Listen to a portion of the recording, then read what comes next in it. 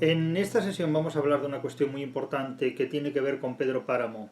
Esta sesión se referirá a la muerte de Pedro Páramo, a la senectud y muerte de Pedro Páramo. Es la última sesión de una serie de 6 o 7 sesiones que hemos dedicado a esta novela de Juan Rulfo.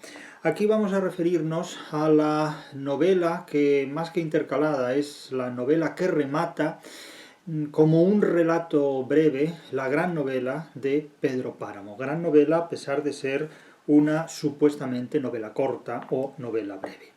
Ya hemos dicho que esta obra de Juan Rulfo, titulada Pedro Páramo, es una novela que se compone de dos novelas yuxtapuestas y de un conjunto de relatos convergentes, de un conjunto de relatos más breves convergentes. La primera de estas novelas constituyentes de Pedro Páramo es el relato, la novela de Juan Preciado, que regresa a una mítica Comala.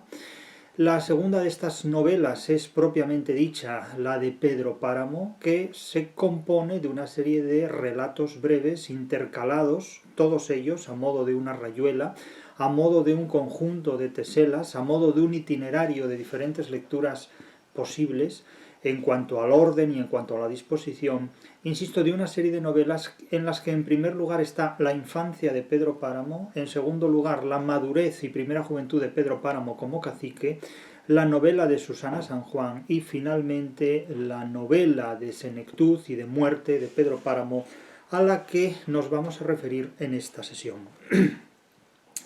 Los relatos en los que se expone, se aduce el final de Pedro Páramo, la senectud y la muerte de Pedro Páramo, son los tres últimos de la novela, es decir, los parágrafos o los epígrafes 67, 68 y 69. Esos tres últimos epígrafes son los que relatan la muerte y el ejemplo de lo que es la senectud de Pedro Páramo.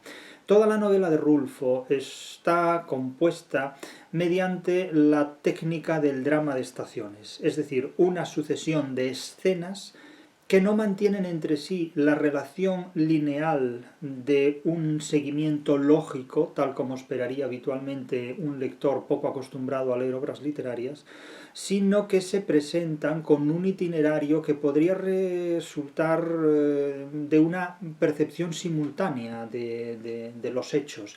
Es algo muy semejante a lo que ocurre, por ejemplo, en Tirano Banderas de Valle Inclán, o en todo el teatro no naturalista, sino expresionista de Strindberg, quien utiliza realmente la técnica del drama de estaciones tal como la crítica literaria lo supo identificar.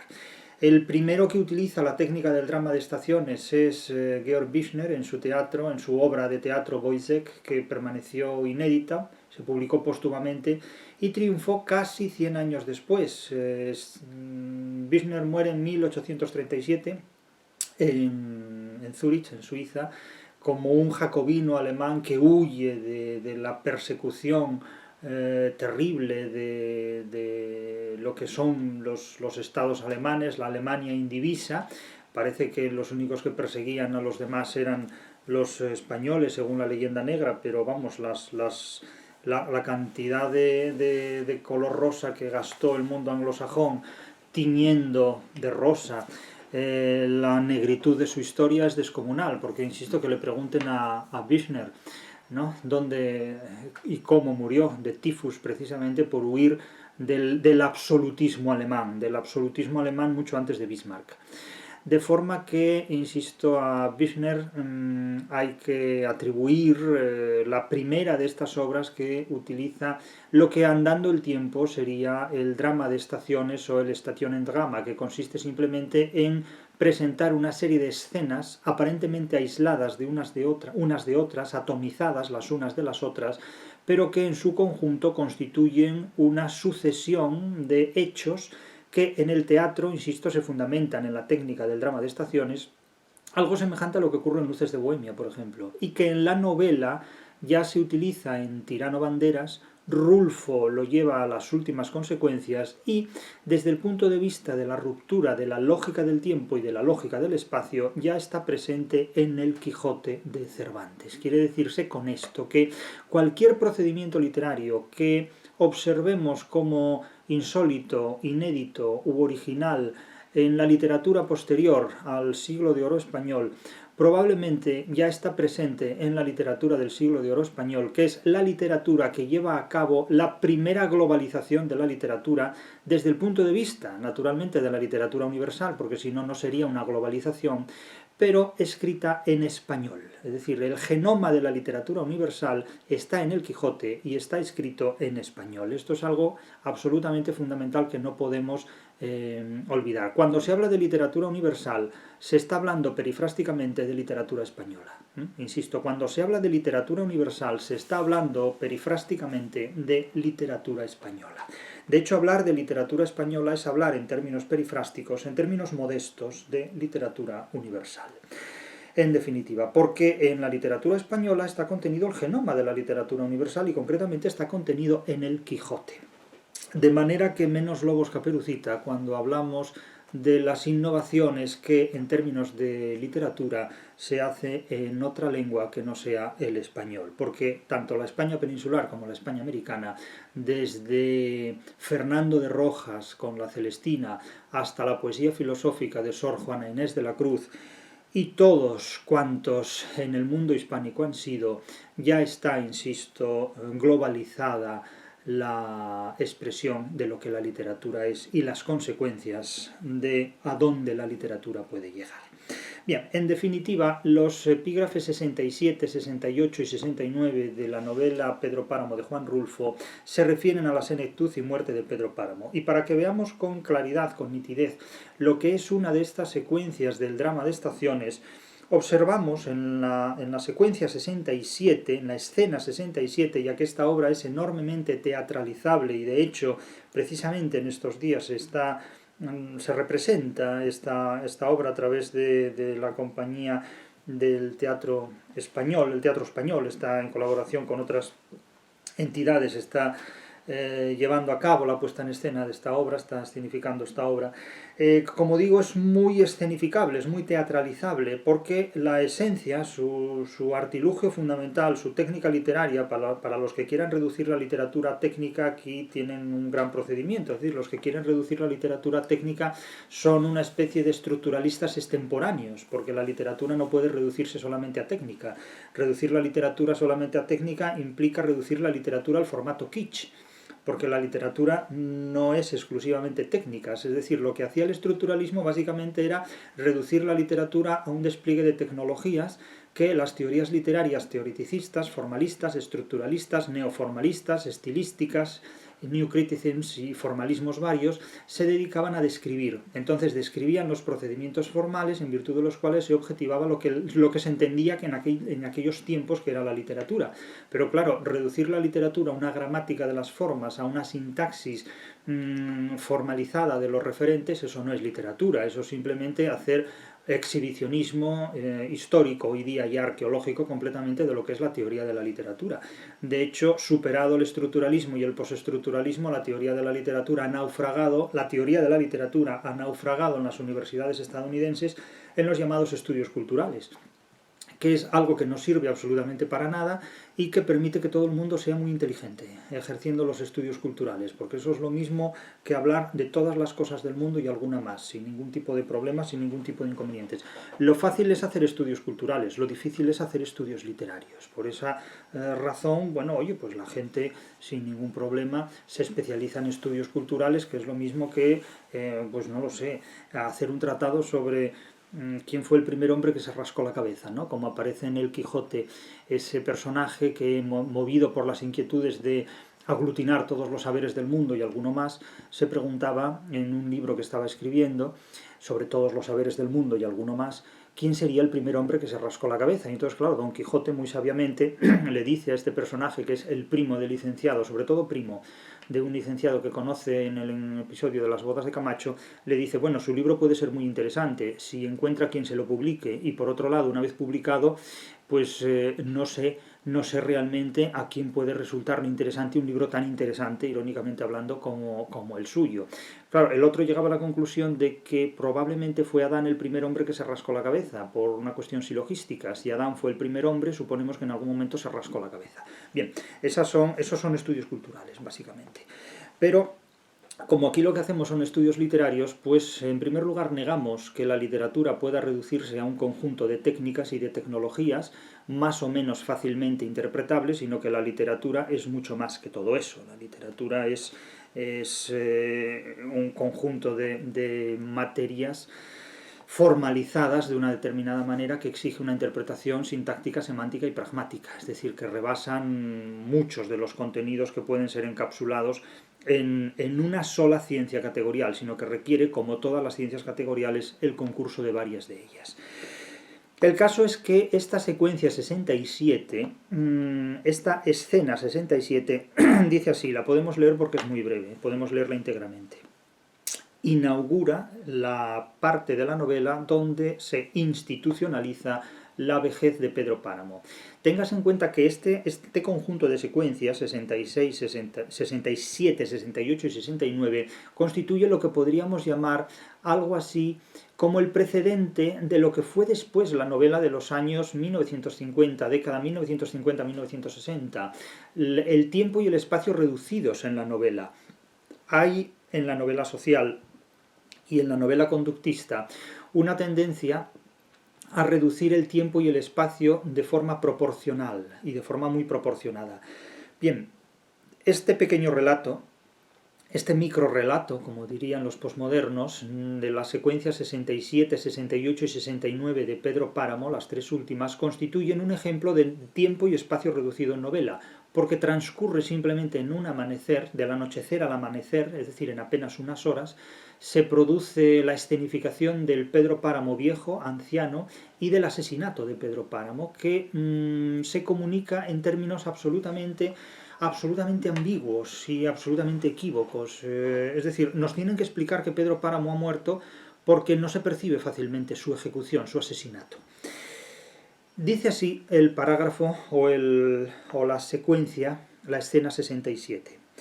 Pedro Páramo estaba sentado en un viejo equipal, es decir, en un sillón artesanal a la puerta en el porche de su caserón.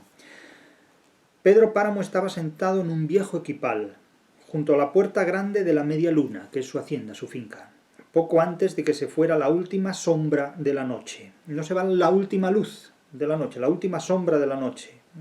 Está casi en el amanecer. Estaba solo, quizá desde hacía 3 horas, no dormía. Se había olvidado del sueño y del tiempo. Los viejos, piensa el propio Pedro Páramo, los viejos dormimos poco, casi nunca. A veces apenas sí dormitamos, pero sin dejar de pensar. Eso es lo único que me queda por hacer. Después añadió en voz alta, no tarda ya, no tarda. Suponemos que quien no tarda es el amanecer, es el despuntar del alba. Y siguió.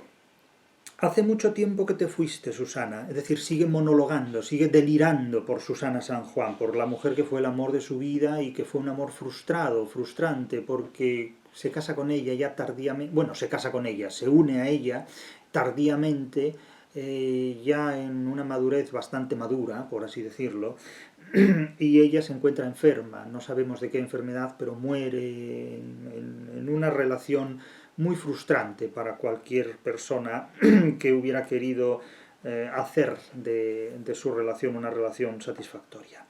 Hace mucho tiempo que te fuiste, Susana. La luz era igual entonces que ahora, no tan bermeja, pero era la misma pobre luz sin lumbre, envuelta en el paño blanco de la neblina que hay ahora. Era el mismo momento, yo aquí, junto a la puerta, mirando el amanecer y mirando cuando te ibas, siguiendo el camino del cielo, por donde el cielo comenzaba a abrirse en luces, alejándote, cada vez más desteñida entre las sombras de la tierra.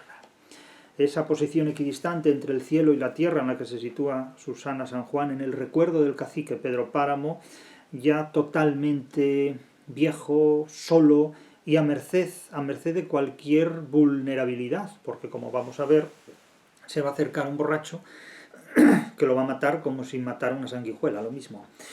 Fue la última vez que te vi. Pasaste rozando con tu cuerpo las ramas del paraíso. El paraíso es un árbol alto, un árbol muy alto de flores muy aromáticas, frecuente en México y en Hispanoamérica, pero que tiene aquí el doble sentido de estar en las delicias del más allá y en la vegetación completamente terrenal de Hispanoamérica. Pasaste rozando con tu cuerpo las ramas del paraíso, esa metáfora definitivo que no solo remite al árbol, sino al lugar celeste y simbólico de la teología cristiana. Las ramas del paraíso, que está en la vereda y te llevaste con tu aire sus últimas hojas. Luego desapareciste, te dije, regresa, Susana. Pedro Páramo siguió moviendo los labios, susurrando palabras. Después cerró la boca y entreabrió los ojos, en los que se reflejó la débil claridad del amanecer. Amanecía.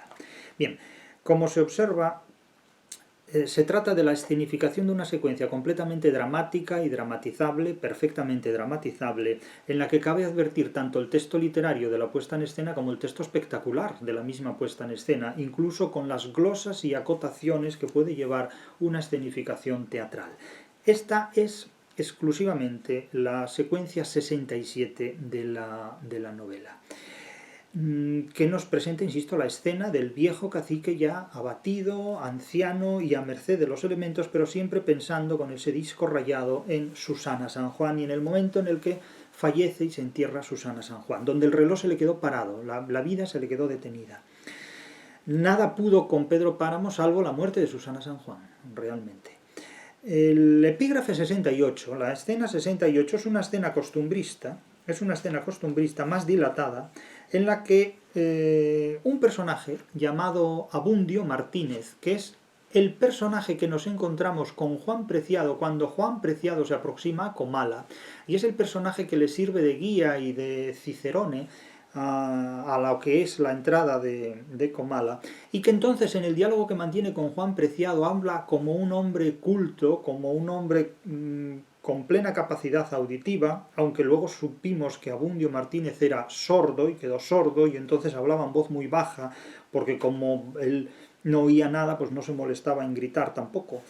Por un incidente de unos explosivos, quedó sordo.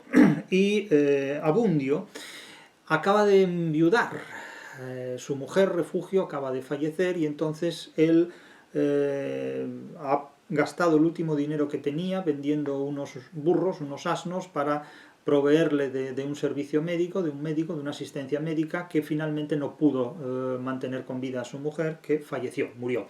Y entonces pues acude a la taberna de Villalpando, de Gamamiel Villalpando, a emborracharse con alcohol puro, con alcohol de 90 o de 96 o de 100%, a la taberna de Doña Inés. Y ahí se emborracha y después, al volver a casa, se extravía por el camino y va a dar al camino que conduce a la media luna y se encuentra a Pedro Páramo sentado en su equipal, ya en el amanecer, de tal manera que borracho, ebrio, sin ser consciente de lo que hace, pero sabiendo que de alguna manera mata, pues saca un cuchillo y asesina a Damiana Cisneros, la mujer asistente de Pedro Páramo, y al propio Pedro Páramo.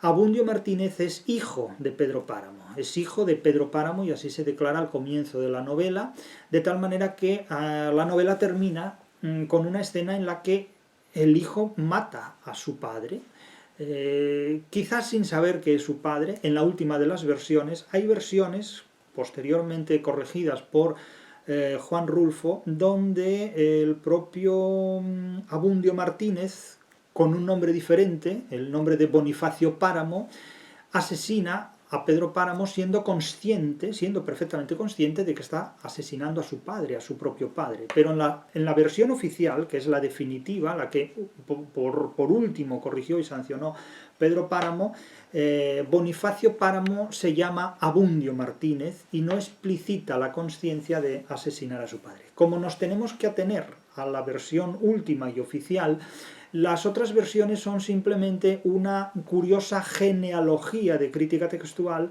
que nos lleva simplemente a comparar unas variantes de autor, unas variantes textuales de autor descartadas por el propio autor. Por lo tanto, la novela puede ser objeto de un relieve desde el punto de vista de una interpretación erudita por parte de quien tenga delante de sí estas variantes textuales, lo cual le permite naturalmente dar un relieve a sus lecturas de Pedro Páramo y a sus interpretaciones de Pedro Páramo. No las podemos ignorar, indudablemente no las podemos ignorar, pero sí las tenemos que descartar. Es decir, las tenemos que tener presentes para descartar, porque solo se puede evitar lo que se conoce y silenciar lo que se sabe. Y en este caso un crítico literario no puede ignorar las variantes textuales que un autor ha manejado previamente, si esas variantes textuales se conservan y tienen un fundamento positivo, es decir, si son fehacientes y demostrables, como lo son en este caso, no podemos ignorarlas. Ahora bien, tenemos que tenerlas en cuenta sin ignorarlas para descartarlas,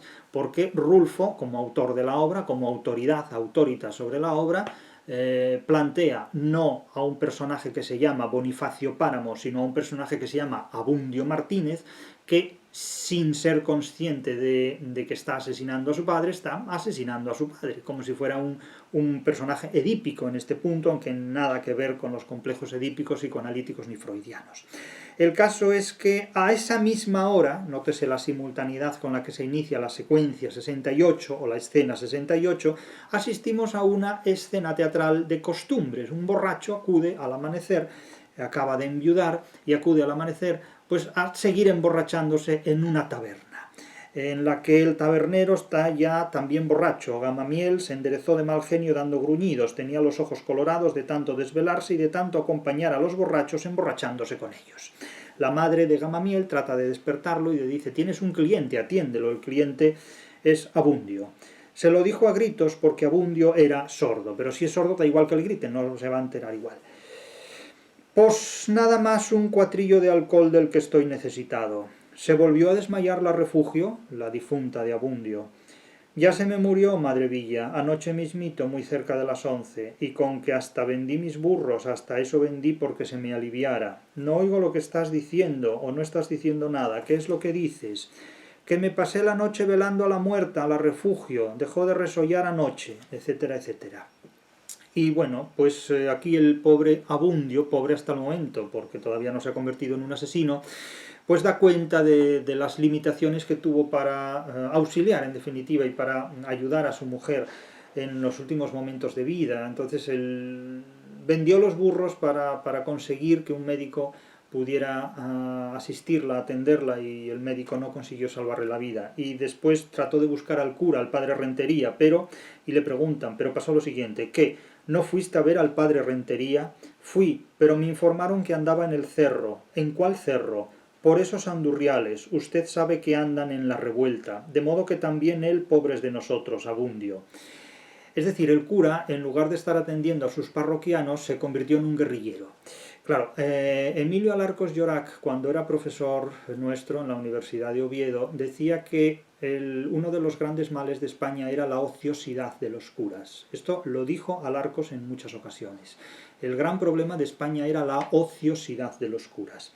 Es evidente que el padre Rentería tiene poco que hacer, porque si tuviera algo que hacer no se dedicaría a hacerse guerrillero, en definitiva. Pero bueno, Don Quijote se hizo caballero andante porque tenía poco que hacer.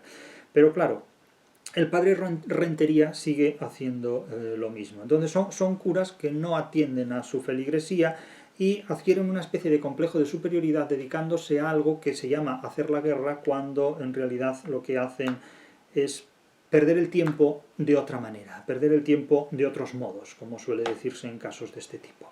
Pero queda muy claro que el papel de la Iglesia, el papel de la religión, en Pedro Páramo es un papel muy discutido, muy miserable. Es decir, la Iglesia, desde luego, tiene en la literatura una situación que ya no podrá contrarrestar nunca, pero debería hacerle pensar por qué llega a ocupar en la literatura la Iglesia una posición de esta naturaleza. ¿Por qué para la gente inteligente la Iglesia es lo que queda retratado en novelas como Pedro Páramo?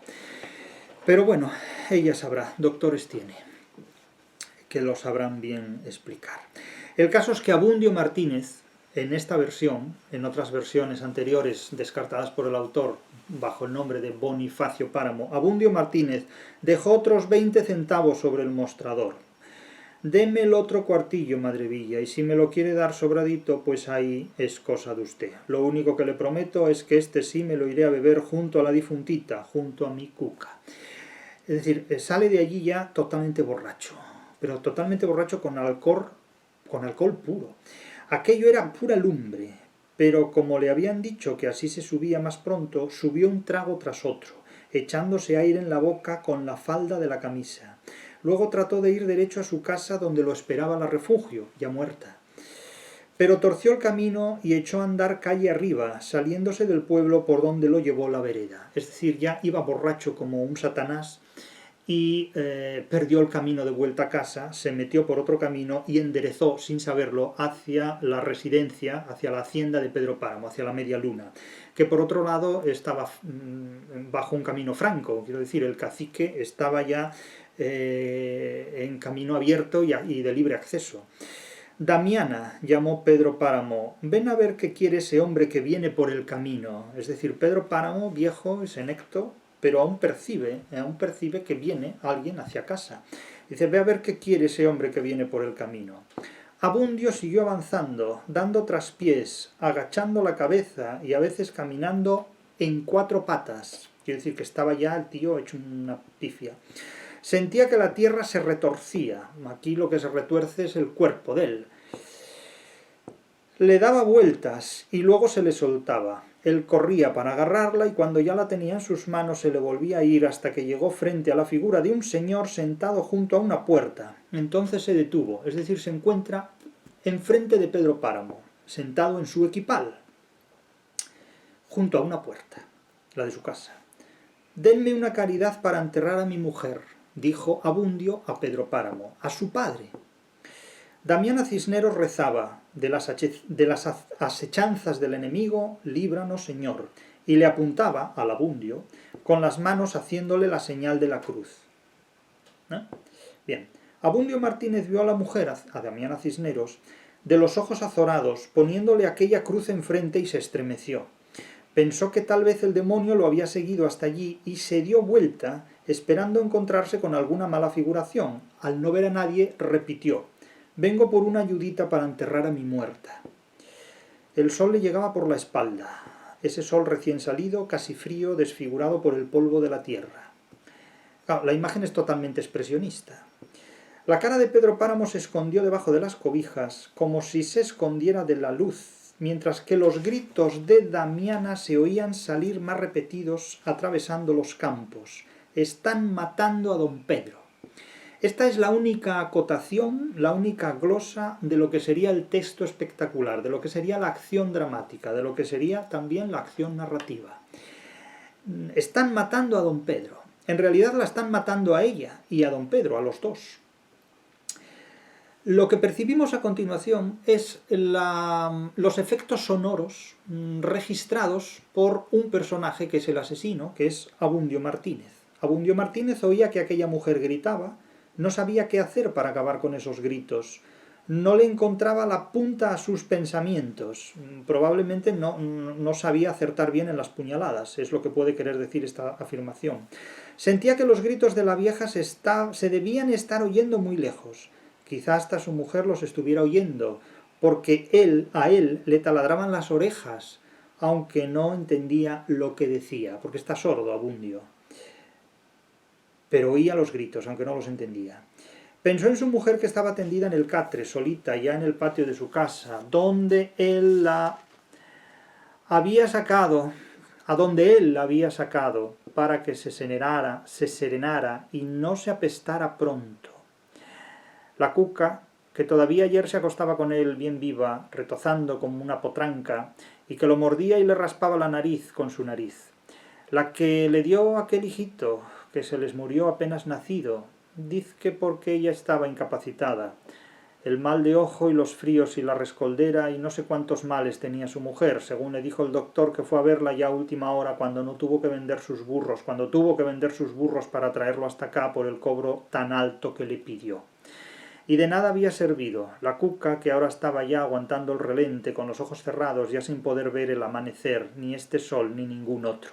Nótese que justamente en el momento del crimen se produce una especie de relato de novela social, de novela social, donde el pobre miserable, casi propio de los términos de un neorrealismo italiano, pues suspende, digamos, la visión directa de ese apuñalamiento tanto de Pedro Páramo como de Damiana Cisneros. Ayúdenme, dijo, denme algo, pero ni siquiera él se oyó. Los gritos de aquella mujer lo dejaban sordo. Por el camino de Comala se movieron unos puntitos negros, nótese de nuevo la visión expresionista. De pronto los puntitos se convirtieron en hombres y luego estuvieron aquí, cerca de él. Damiana Cisneros dejó de gritar, entendemos que ya ha muerto. Deshizo su cruz, entendemos que ya ha perdido la movilidad. Ahora se había caído y abría la boca como si bostezara, es decir, el retrato irónico de la muerte, casi sarcástico por parte de este narrador. Los hombres que habían venido la levantaron del suelo y la llevaron al interior de la casa. ¿No le ha pasado nada a usted, patrón?, preguntaron. Apareció la cara de Pedro Páramo, que solo movió la cabeza. La cara de Pedro Páramo, que solo movió la cabeza. Desarmaron a Abundio, que aún tenía el cuchillo lleno de sangre en la mano. Vente con nosotros, le dijeron, en buen lío te has metido. Y él los siguió. El caso es que así muere Pedro Páramo, en silencio, en la última versión en silencio, en versiones anteriores aún pronuncia alguna palabra, pero en las últimas versiones en silencio. Vamos a contrastar aquí lo que fueron versiones anteriores, descartadas por el autor y que no son la versión oficial definitiva de la novela de Juan Rulfo, pero que no podemos ignorar. Así, en este epígrafe se dice que apareció la cara de Pedro Páramo, que solo movió la cabeza. Eso fue lo oficial, es lo oficial.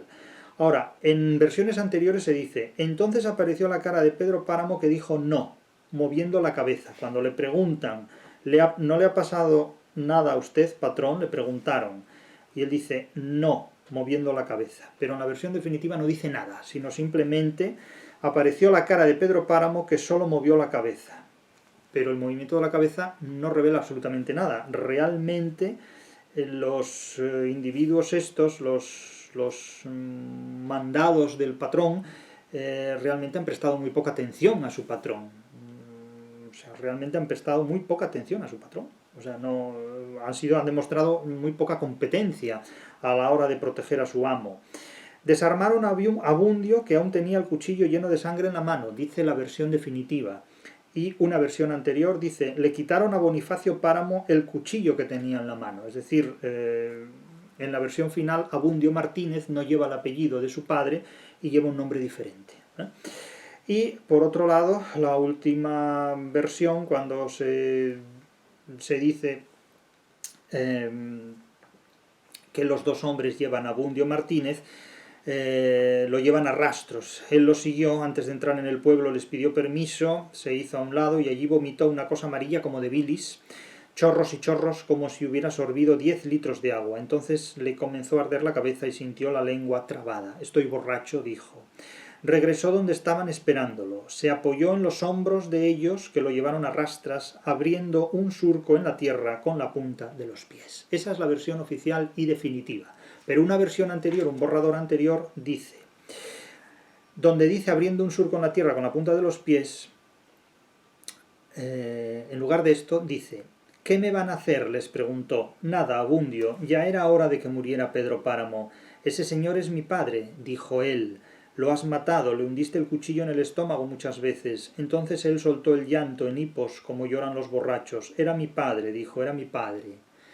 Bien, esta versión última que acabo de leer no es la oficial, de tal manera que, aunque en esta versión Abundio ya no es Bonifacio Páramo, sino simplemente Abundio, se reconoce como asesino de su propio padre, como hijo de Pedro Páramo. Pero en la versión oficial no hay nada de esto. Se deja en un contexto mucho más ambiguo la muerte de Pedro Páramo. ¿Cómo confirmamos que Pedro Páramo ha muerto?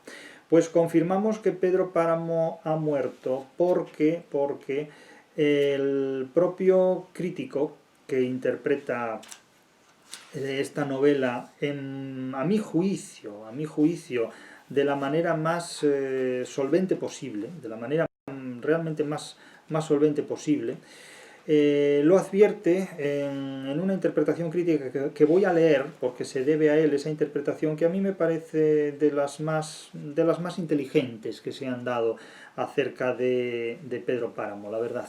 de las más inteligentes, que es, me refiero a José Carlos González Boixo, uno de los críticos que con mayores o menores desaciertos, como todo el mundo, como cualquiera de nosotros cuando ejerce la interpretación literaria, a mi juicio tiene más aciertos que otros críticos, que otros intérpretes de Pedro Páramo.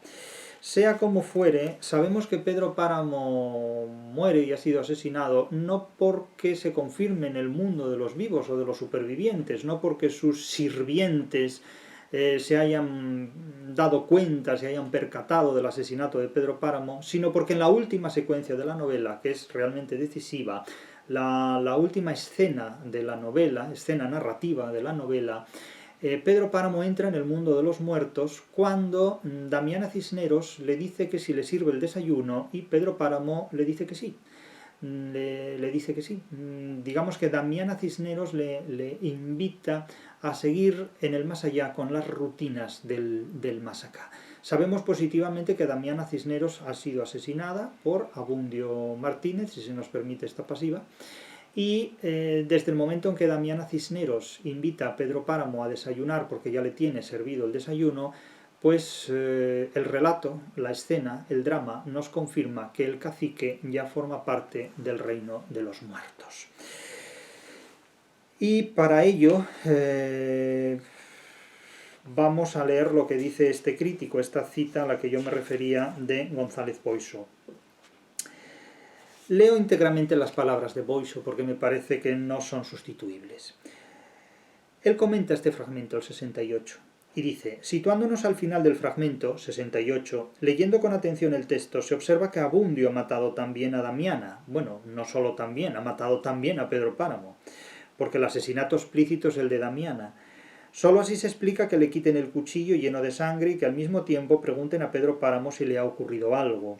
Como Pedro Páramo, señala que no, apareció la cara de Pedro Páramo que solo movió la cabeza.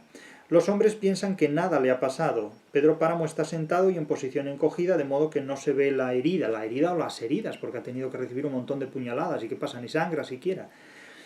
En las primeras versiones Rulfo había sido más explícito, así la variante de Dintel, el manuscrito Dintel, mecanoscrito de Dintel, entonces apareció la cara de Pedro Páramo que dijo no moviendo la cabeza.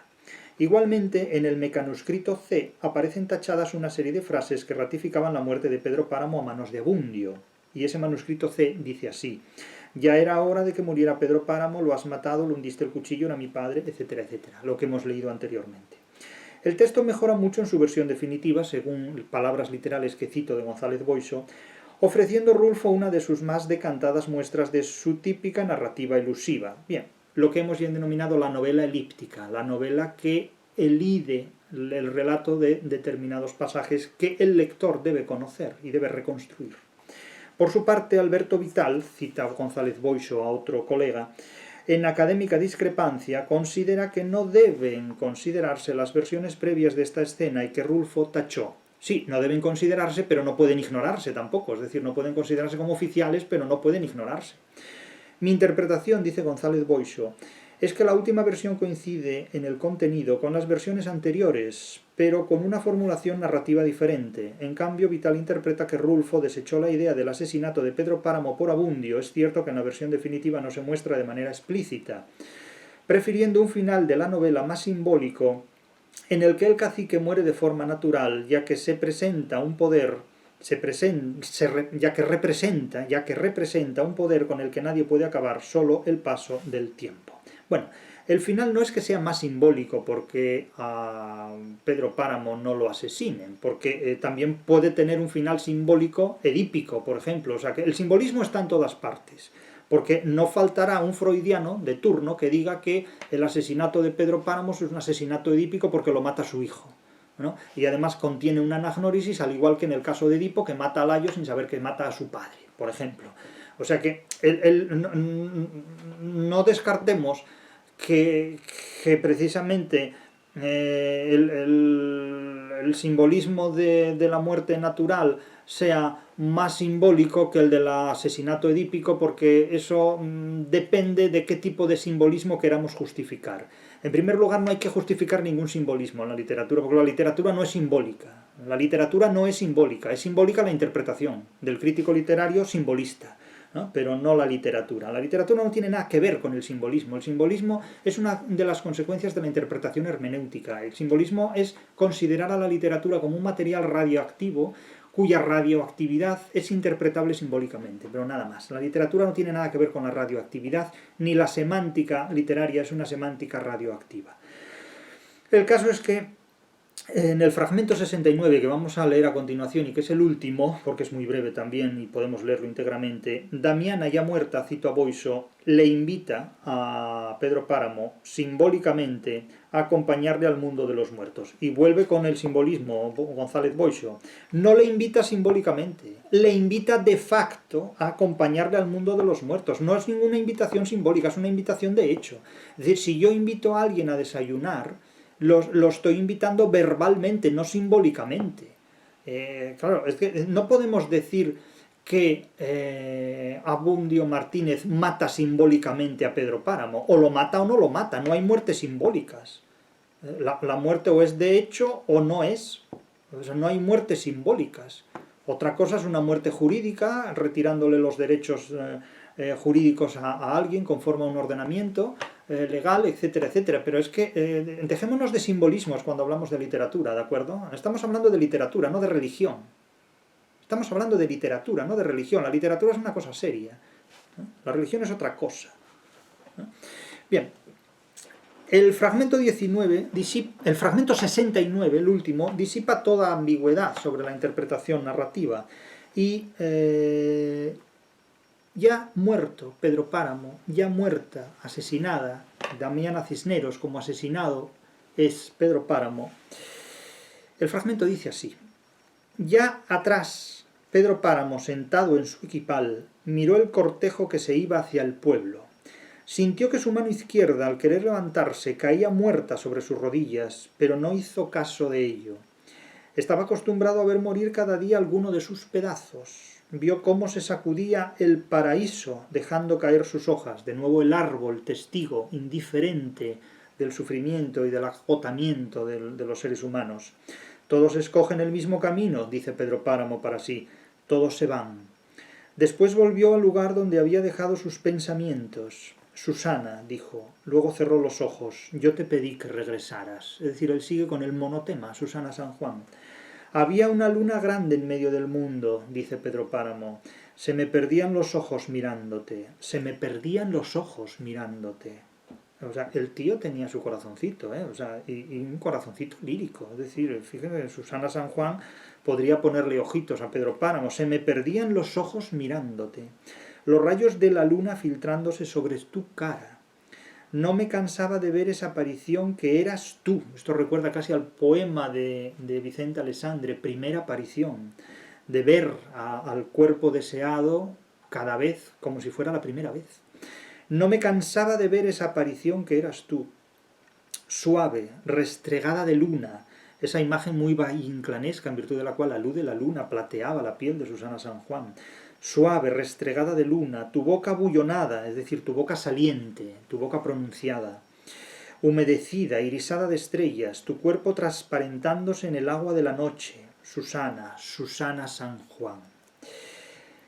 Pero la realidad es la que es, y Pedro Páramo quiso levantar su mano para aclarar la imagen, pero sus piernas la retuvieron como si fuera de piedra. Aquí jugamos con Pedro, Piedra, Páramo.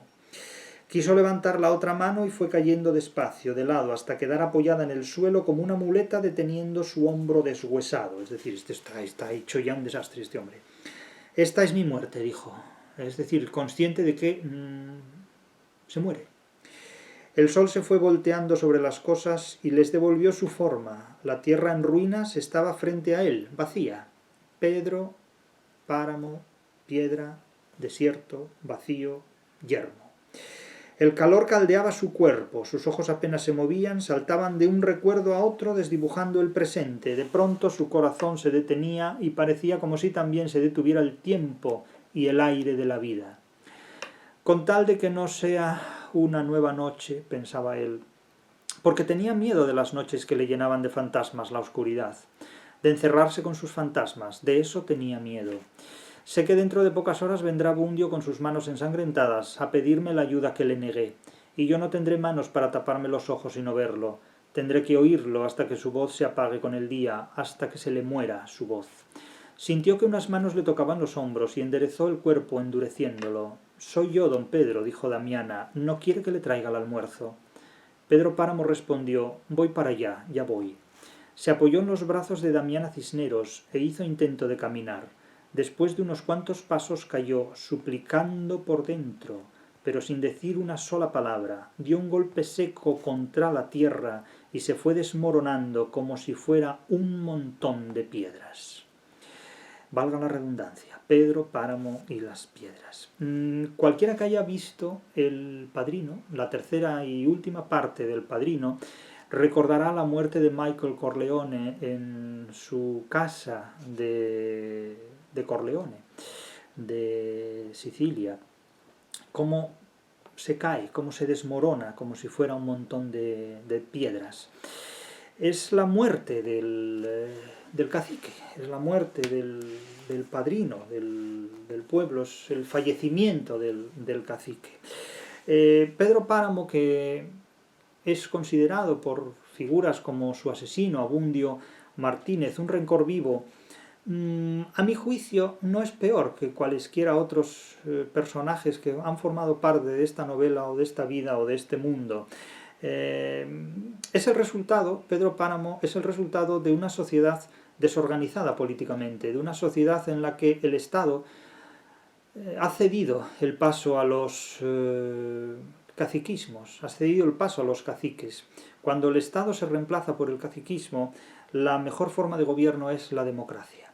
Es una pena tener que reconocer esto, pero resulta inevitable asumir que la democracia es la forma más sofisticada que adquiere el caciquismo en la época posmoderna. De hecho, con frecuencia la democracia no suele ser más que una administración moderna del caciquismo. La democracia es, de hecho, la administración del caciquismo. Y probablemente, mientras haya democracia posmoderna y mientras una potencia como los Estados Unidos la subvencionen, el caciquismo, el tráfico de intereses sofisticadamente desarrollado, no al estilo Pedro Páramo, sino sofisticadamente desarrollado, el tráfico estatal de intereses está más que asegurado. En definitiva, esta novela de Pedro Páramo, de Juan Rulfo, es una de las obras más reveladoras, más expresivas y más sobresalientes de lo que es una hispanidad sin Estado. La hispanidad que desencadenó Bolívar, engañándose a sí mismo y engañando a los demás y generando el fracaso de toda la América hispanizada, de toda Hispanoamérica. Quizás algún día se puedan superar estas limitaciones y estas vicisitudes, pero será siempre fuera de lo que han sido y siguen siendo por el momento los imperativos negro-legendarios de la anglosfera. Sea como fuere, actualmente podemos decir con mucha pena y con mucha lástima que la democracia es la administración del caciquismo, y prueba de ello es un relato como Pedro Páramo de Juan Rulfo.